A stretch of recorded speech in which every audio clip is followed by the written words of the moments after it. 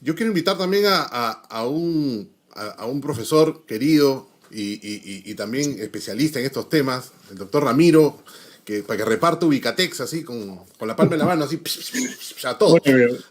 pero me estás sacando a la mitad de la pantalla. ¿Qué es Pero esto? muévete ¿Me un estás poquito a la esperando? derecha, a la derecha. Ahí es, Hola. ¿ves? Ahí está. Ramiro, tú controlas tu Acomoda. cámara, Ramiro, no le eches la culpa a la producción. Yo de acá no puedo moverla, de acá no puedo moverla. No manipules, no manipules. Hola, hola. ¿Qué ¿Cómo tal? estás, Hola, Felipe. Ramiro? Hola, Monray.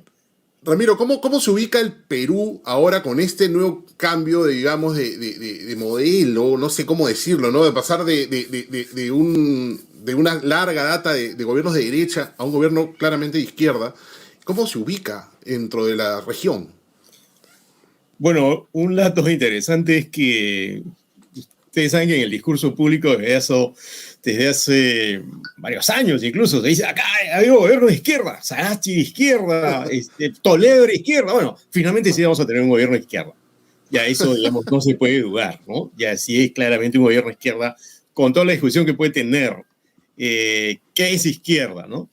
Lo que yo dudo es que vamos a tener un gobierno comunista, ¿no? Porque la palabra comunista se ha traficado de una manera impresionante, casi a nivel Goebbels, principio uno de las propagandas de Goebbels, principio del enemigo único, ¿no? Entonces, en vez de ver los matices, se pone en una bolsa, ¿no? Claro, Todo, una serie de personajes donde dices, ya, todos son comunistas. Y en realidad, comunismo estricto sensu ya no existe ni en China, ni claro. siquiera en Corea del Norte, ¿no? Bueno, en Corea del Norte es la filosofía Juche, ¿no? Que es una especie de mamotreto cóctel inventado por Kim Il-sung, el abuelo de Kim Jong-un, el gordito, ¿no? Claro.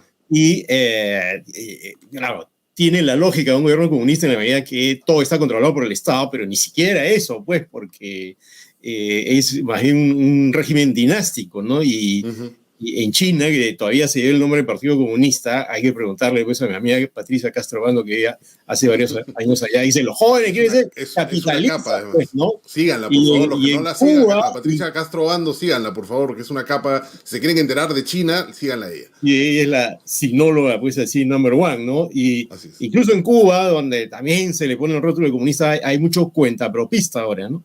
Tú serías un cuentapropista en Cuba, ¿no?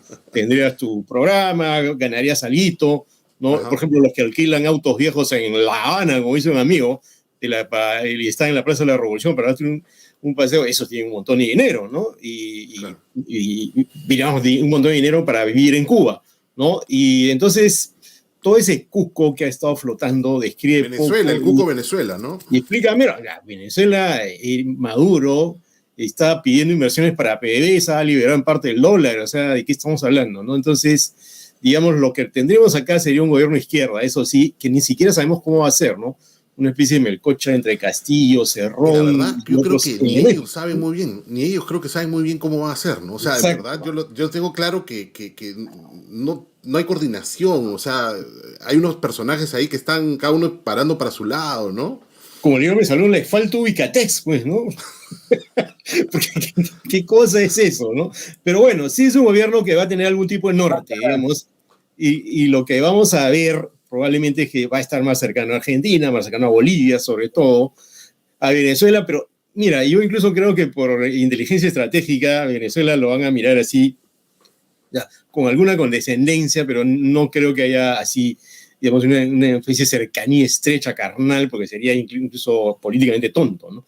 Pero sí nos situaríamos en una orilla, una corriente que viene además con una marea que ya está en Chile, donde Claro. en noviembre podría ganar hasta un candidato comunista, Jadue, que va primero en las encuestas, que conectaría con Colombia, donde Gustavo Petro, que también es de izquierda, está primero en las encuestas, donde en Brasil, donde podría ganar Lula otra vez.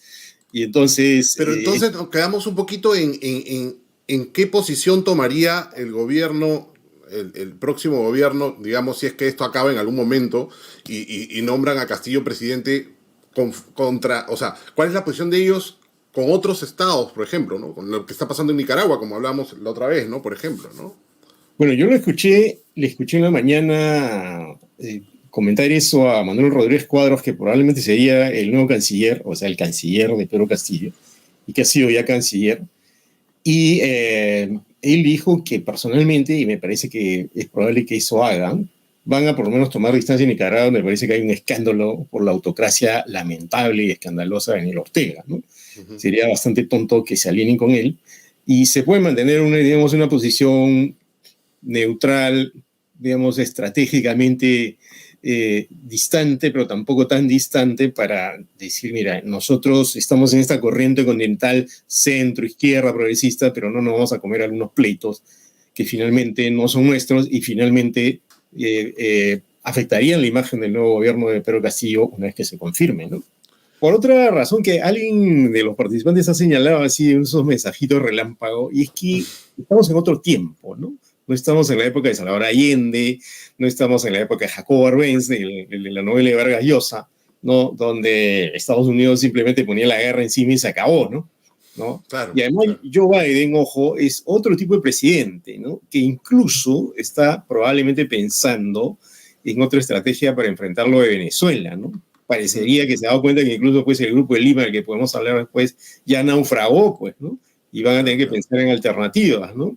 Claro. Entonces, en ese escenario, coincido con Farid en que, claro, Castillo no fue santo de su devoción, no lo tenía en un altar, ni siquiera lo tenía en el libreto, probablemente, como nosotros tampoco, ¿no?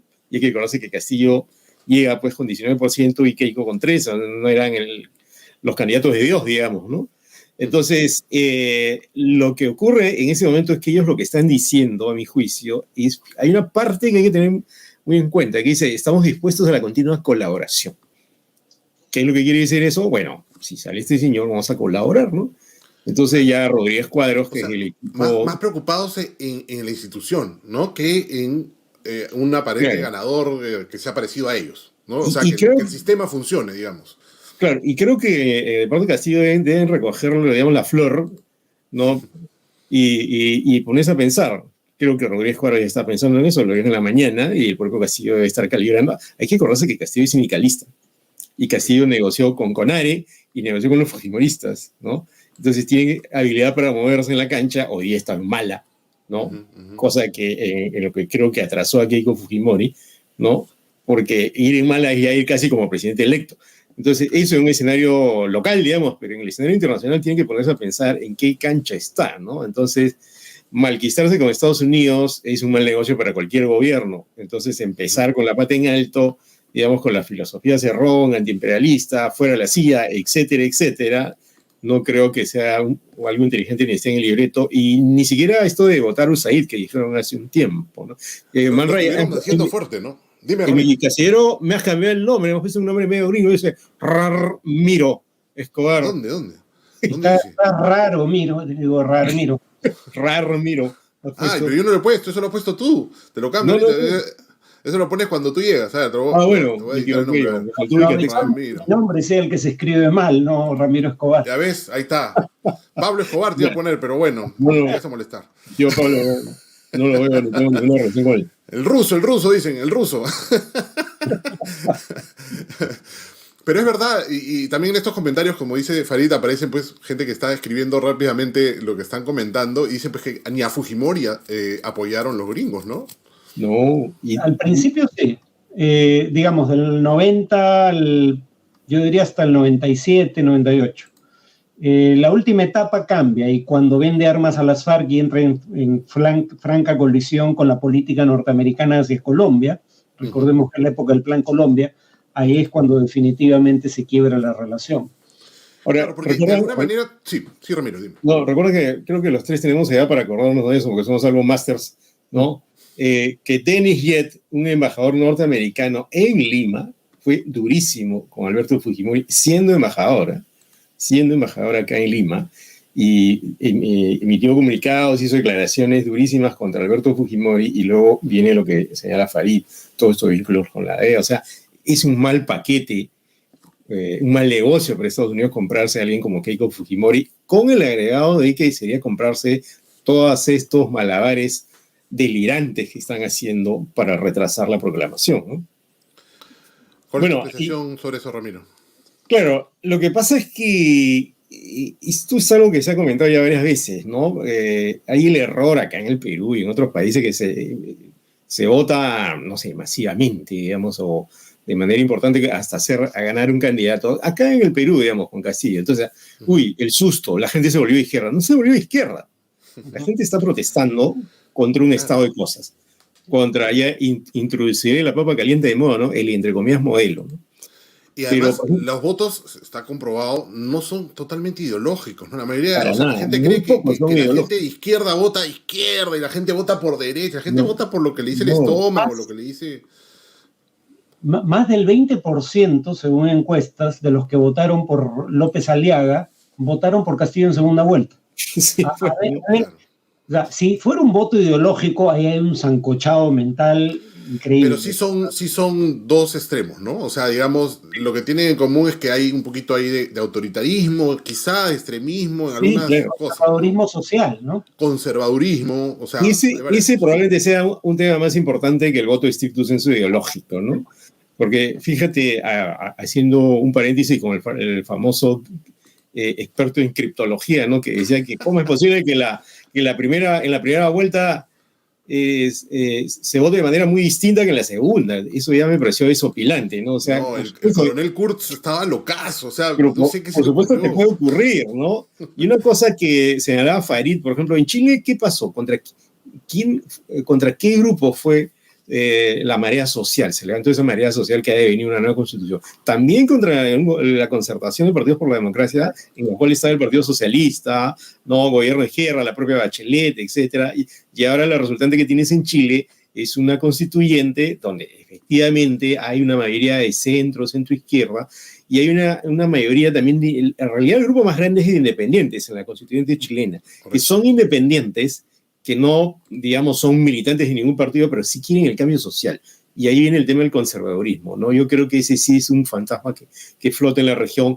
La pugna probablemente sea más en ese territorio que en el terreno ideológico partidario, ¿no? Porque lo que se está, toda esta onda expansiva de con mis hijos no te metas, o pedir la despenalización del aborto, o la unión civil, o el matrimonio igualitario, sí es algo que provoca pugnas incluso más furiosas que pelearte, digamos, para ver si eres del partido moscovita o de otro partido de izquierda, ¿me entiendes? Frente a un grupo de ultraderecha que empiezan a surgir más con ese rollo que con un rollo ideológico clásico, digamos, ¿no?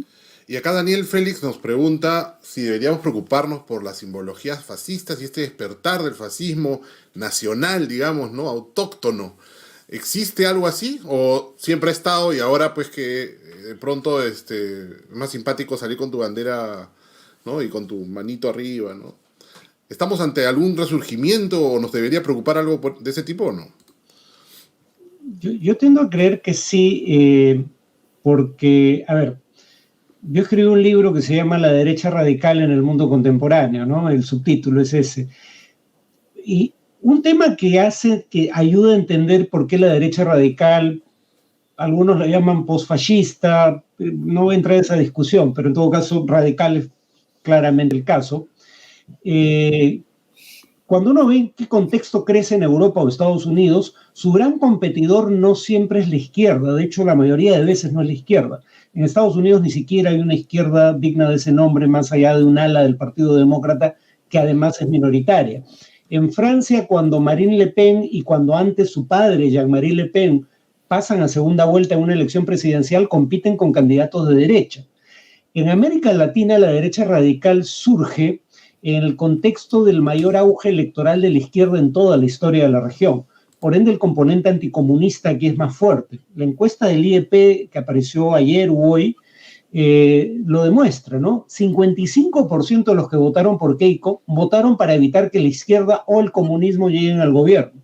Claro. Y el problema con la derecha radical es que ve visiones. No hay diferencia entre socialdemocracia y comunismo.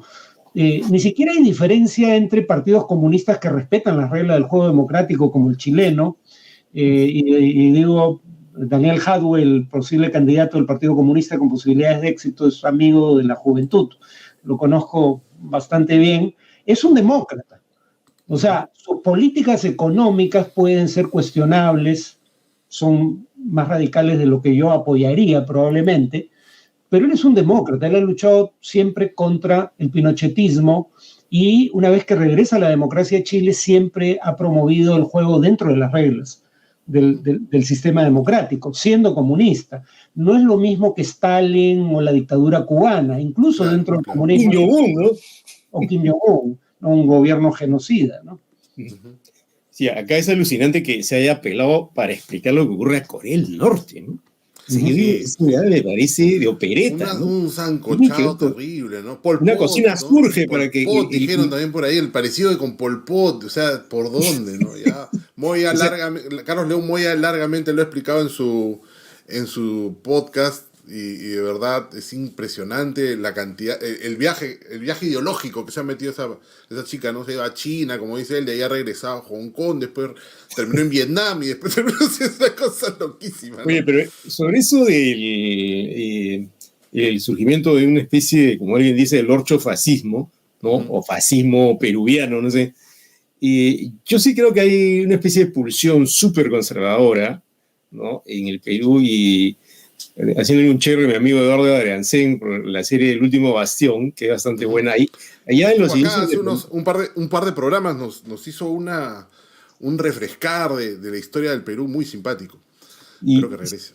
Claro, y esa serie está basada tiene bases históricas respetables, digamos, ¿no? Está asesorada por historiadores, ¿no?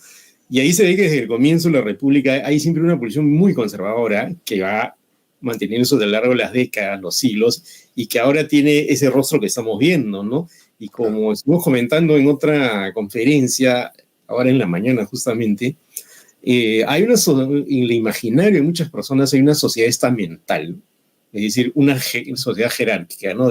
Hay un grupo que siempre está arriba, otro que está en el medio y otro que está abajo, ¿no? Antes era, digamos, el virrey, los mistis, claro, o el señor feudal, los mistis y los indígenas. Entonces, eso ha ido cambiando con la migración y bueno, siempre se aceptaba, digamos, Toledo, el cholo de Harvard, cholo, pero de Harvard, digamos, ¿no? Luego Alan García, que era, a pesar de ser de origen mestizo, digamos, era más racista, se burlaba de los apus, etcétera. Pero ahora, finalmente, como ya se comentaba, vamos a tener, si es que se confirma, pues un presidente que finalmente, si es proveniente de una sociedad rural, no tiene mayor conexión con las élites limeñas o las élites en general, ¿no? Es alguien que simbólicamente es muy representativo de muchos peruanos, ¿no? Y eso parece que es lo que mucha gente no soporta, ¿no? Y se explica, se embadurna con una serie de explicaciones, yo diría a veces delirantes o que no tienen base, que son zigzagueantes, van, como tú dices, van a Corea del Norte, vuelven, ¿no? Regresan de Cajamarca acá y tú dices, oye, pero ¿cuál es la racionalidad de esto, ¿no? Porque finalmente lo que pareciera que no se aguanta es que ese orden se altere más y se altere ahora sí de una manera más radical. Yo diría que lo más izquierdista, entre comillas, de un posible gobierno de Castillo no es la ideología o el marxismo-leninismo, que finalmente creo que va a ser bien difícil que lo pongan en práctica, sino es él. ¿Qué significa él? ¿Qué simboliza él? Claro, y justo Eduardo Adriancén lo dijo el lunes, me parece que estuvo acá, ¿no? También tiene que ver con cómo se ha fundado nuestra república, sobre la base de qué valores, que son los valores básicamente occidentales, digamos, españoles, ¿no? De clase media, ¿no? Que perduran hasta hoy, ¿no? Y cuando de pronto aparece alguien que no tiene ninguna relación con ninguna de las élites, ¿no? Poca relación, militar, ni sociedad, ni nada, ni social, ni económica, pues, ahora sí, ¿no? La república nos pesa, ¿no? A temblar, ¿no? Y como alguna vez comenzaba con Farid, no sé si recuerdas que probablemente lo que en términos concretos pase en este lapso no sería mucho más que se cobren más impuestos o que incluso se apliquen en las fórmulas que propone el propio Banco Mundial, ¿no? Hasta el Fondo Monetario Internacional. El Grupo de los 7, ¿qué ha propuesto? Subir los impuestos a las empresas más grandes. El Grupo de los 7, los países más poderosos del mundo. Entonces, estamos en un momento saliendo ya del consenso de Washington, de esa onda así liberal, pero hacia la economía, y estamos pasando a otro momento, ¿no? Y de pronto estamos siempre, digamos, en el vagón de atrás del tren, y de pronto esto lo ha puesto adelante y, uy, qué miedo, ¿no? Bueno, yo encuentro que Castillo podría constituir un gobierno más parecido a Evo Morales en varios sentidos, ¿no? Es más, no es casual que al comienzo, de la segunda vuelta, Evo Morales haya mostrado un gesto así apapacho político, digamos, a Castillo, que provocaba más la reacción de Keiko Fujimori airada, ¿no? no se meta, señor Evo Morales. Bueno, que no tuvo la misma reacción cuando vino Pastrana acá, el expresidente colombiano, a decir que había fraude. Entonces, esa onda de reaccionar de distinto modo de acuerdo a quién te simpatiza o quién no parece políticamente muy serio. Entonces, ¿por qué se parecería a Evo Morales? Primero, por la extracción social del candidato, ¿no? En ambos casos. Claro, no, por ejemplo, Evo Morales no es estricto sensu un indígena, pero su padre sí, ¿no? Él no habla quechua, aymara, ni pertenece a una organización ancestral, pero sí está muy identificado con el mundo indígena y, digamos, se marketeó bien en ese terreno. Y Castillo es un campesino, y ojo acá, aprovecho para decir algo que se comentó malamente, digamos, en las últimas semanas acerca del modo de hablar, ¿no? Mucha gente no sabe que en Cajamarca se habla quechua en dos pueblos que se llaman Porcón y Chetilla, y en los otros lugares no se habla quechua deliberadamente porque en cierto momento fue prohibido, pero ha quedado un modo de hablar, ¿no? Que tiene algunos rastros del quechua en algunas palabras, por ejemplo. Entonces, él tiene ese modo de hablar cajamarquino, proveniente de una región donde se habla quechua y donde todavía se habla quechua en algunos lugares, y obviamente tiene ese modo de hablar que a algunos no les parecerá correcto, por eso el modo de hablar de los campesinos de Cajamarca. Entonces, eso a él lo hace una especie de Evo Morales salvando las distancias, ¿no? Como personaje representativo. Hay diferencias, por supuesto. Evo Morales tenía un partido grande, el MAS, que ya tenía varios años con él en la calle liderando protestas, cosa que no llegaba a tener Castillo a pesar de haber liderado el gremio magisterial, ¿no? Uh-huh. Y lo otro en lo que yo creo se parece es esto que comenta Farid, ¿no? El tipo de régimen que podría ser. Y aquí aprovecho para sacar un poco el palo, digamos, para darle un poco a Castillo para que no digan que este es un programa Lápiz Lover, ¿no? Es que si hay un riesgo evidente, ¿no? Uh-huh. Y ese riesgo creo que se podría presentar justamente si las presiones políticas que vemos en este momento, ¿no? Se hacen demasiado fuertes y fuerzan a este personaje que de alguna manera se encontró con la presidencia a endurecerse, ¿no? Farid en un artículo hablaba que fue así el proceso de Hugo Chávez, ¿no? El 2002, ¿no? Yo recuerdo haber estado en Caracas, dentro del Palacio de Miraflores, cuando fue retomado por los chavistas, y es a partir de allí donde Chávez se radicaliza más. Y en ese momento no había crisis económica, ojo. Había un desencanto político con él, sobre todo en las clases medias y altas. Yo recuerdo haberlas visto desfilando en Caracas con su Harley Davidson, mientras los chavistas venían en camiones y bicicletas, ¿no? Y entonces a partir de ahí Chávez se radicaliza, y lo mismo pasa con la vieja historia de Fidel Castro, que va a Estados Unidos, no le dan pelota, entonces le toca la puerta a los soviéticos. Entonces, si no aprendemos a convivir y no le damos oxígeno, eso que todo el mundo dice al gobierno que nos representa la nación, entonces la deriva autoritaria de Castillo podría producirse y pronunciarse, y eso sería peligroso, porque ahí sí, digamos, el factor Cerrón tendría una incidencia que podría provocar un régimen duro, que tendría aún más problemas, pero que se endurecería al punto de vulnerar la libertad de prensa y causar problemas de otro tipo, como por ejemplo a nivel económico, ¿no? Uh-huh. Bueno, a ver... Farid, ¿quería comentar algo? Sí, dime. No, en general tiendo a coincidir, o sea, por lo menos creo que acá los tres estaríamos de acuerdo en que algo ideal sería que los dos extremos pierdan peso político. Claro, se moderen. Sí, bueno, es que yo no creo que Cerrón o el fujimorismo vayan a cambiar. Por ende, lo importante es que sean derrotados en buena medida, ¿no? Pero para Castillo, o sea, el escenario ideal que describí no creo que sea el más probable, en eso coincido con Ramiro. Sería eso sí lo mejor que podríamos esperar.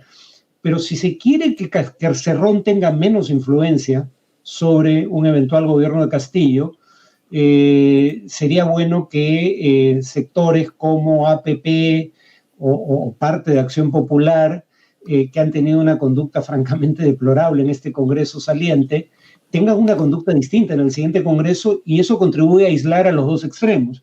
Sobre lo que decía este joven, que Giovanni creo que era, sí, creo que Pérez sí. de Cuéllar. Claro, Pedro Frank está haciendo las veces de Pérez de Cuéllar. Efectivamente, Pérez de Cuéllar trató de mantener una relación fructífera y no confrontacional con Estados Unidos durante Velasco. Pedro Frank en el plano económico está haciendo eso ahora, ¿no? Aunque Pedro Frank, que viene de la izquierda, claramente sus posiciones no son ni por asomo las del ideario y programa de Perú Libre.